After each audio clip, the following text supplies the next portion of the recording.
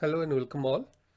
In today's topic, I'm going to start something completely new. This is an experimental mobile Blazor bindings, and we'll do some introduction and get started. Now, this project is in an experimental release, so I will put the um, feedback on the GitHub open source repository in the description of this video, and you can try yourself. And now today we are going to see what is the experimental mobile Blazor bindings and set up development environment to use it, build your first app using native UI components. And so experimental mobile Blazor bindings enable developers to build native and hybrid mobile apps using C# and .NET for Android, iOS, Windows and Mac OS. And it uses familiar web programming patterns and uses Razor syntax to define UI components and behaviors, much like the normal Blazor uses. And underlying UI components are based on Xamarin.Form's native UI components. And in hybrid apps, they are mixed with HTML elements. Now, there are some prerequisites. Of course, you need to have the .NET Core 3.1 Software Development Kit or SDK, and you should have Visual Studio or Visual Studio for Mac with the following workloads installed. So mobile development with .NET Xamarin.Forms. So if you don't have Xamarin.Forms within the mobile development with .NET, so you have to update your Visual Studio installer first, and then look for this workload and install it. Okay, like the way you have installed the ASP.NET workload. So ASP.NET and web development, which I assume all of you will be having already. And to use the Blazor hybrid apps, you need on Windows install Microsoft Edge Canary channel, and that URL also will be there in the description. Now, native UI with labels, buttons and other native UI components look like this. This is the code for the native UI, and see, once I complete it, it will be very familiar to you if you know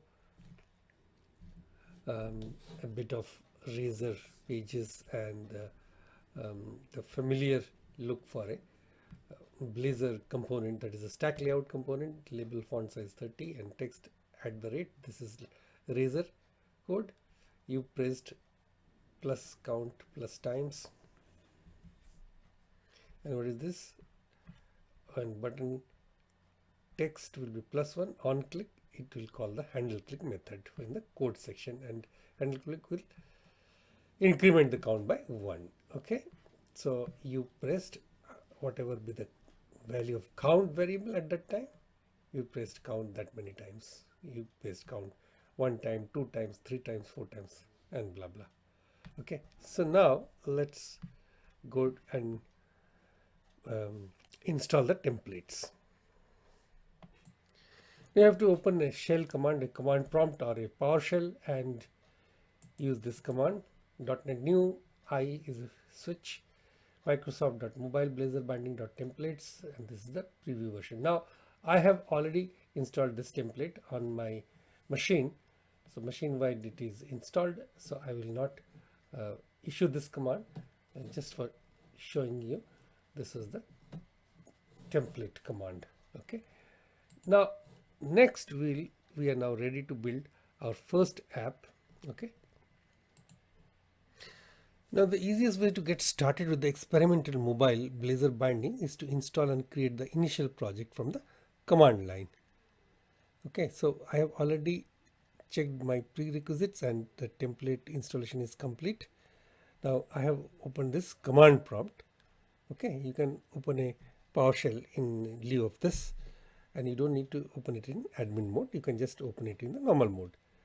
Now here I can create a project with the command line, this instruction .NET new mobile Blazor bindings, first mobile Blazor Bindings app. This is the output directory will be like this. So if you click on enter, it will create the from the template. It will automatically create the this project. Okay, but if you want to change your directory, so you can do that.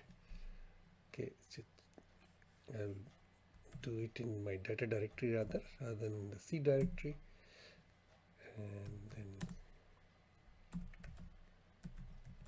change directory to projects, and in the project I'll change directory to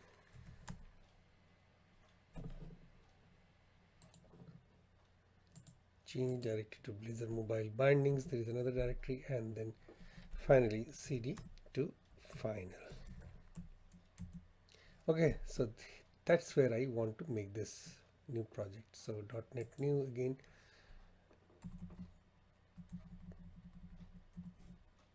up and down arrow. Okay, now here I would like to make this project. Okay, so if you look into this final, you'll have this first mobile Blazor binding apps already created for you.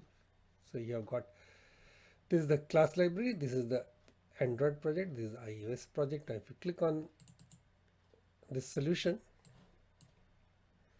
and provided all the prerequisites are satisfied, particularly Xamarin.Android and Xamarin.iOS. So Xamarin.Forms, basically Xamarin.Forms workload is most critical element. Other elements are also important, but the other elements I am taking for granted that you will already be having. ASP.NET Core 3.1 SDK. So this is the most important. So now everything is now loaded. All the three projects are loaded correctly. And now you need to check one of these backend projects, either the Android or the iOS project. So I'll keep the Android project as a startup project, because for iOS project there is another catch that you need a Mac environment, and you need to pair it up this project with the Mac environment, which I can't. I don't have any Mac environment, and I don't want to use their cloud, which you can always use, which I will also tell you later. So I have put this Android. So this is Android accelerated x86 Oreo, and this is the emulator. And once I just click over here, okay, so I've made this as the startup project, and click on debug and start without debugging.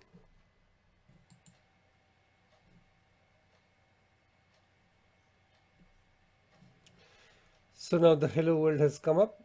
Now if you click on increment 1 times, 2 times, etc. Okay. Now as I was telling, if I make this iOS project as the startup project, and then what I will do is this local device, instead of local device, it has to be simulator, and this simulator will be iPhone simulator. The problem is that if I wish to debug, I'll do it that in front of you. Start without debugging or with the debugging. I need to remote login sharing. Okay, so to it is asking to pair your Windows machine with the Mac. You must enable remote login on your Mac. Okay, so I don't have any Mac. So if I don't own a Mac, there's another option is there. You can still run it on a cloud. Okay, and that is the Microsoft's documentation, and it says that set up Mac.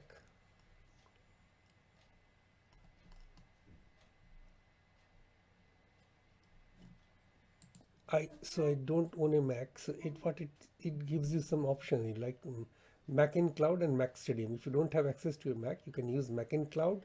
Both services provide cloud-based Mac hardware that you can use to build Xamarin. So if you click on one of these, so you have to choose a plan. So it is not free of cost, and that's the reason I am not going.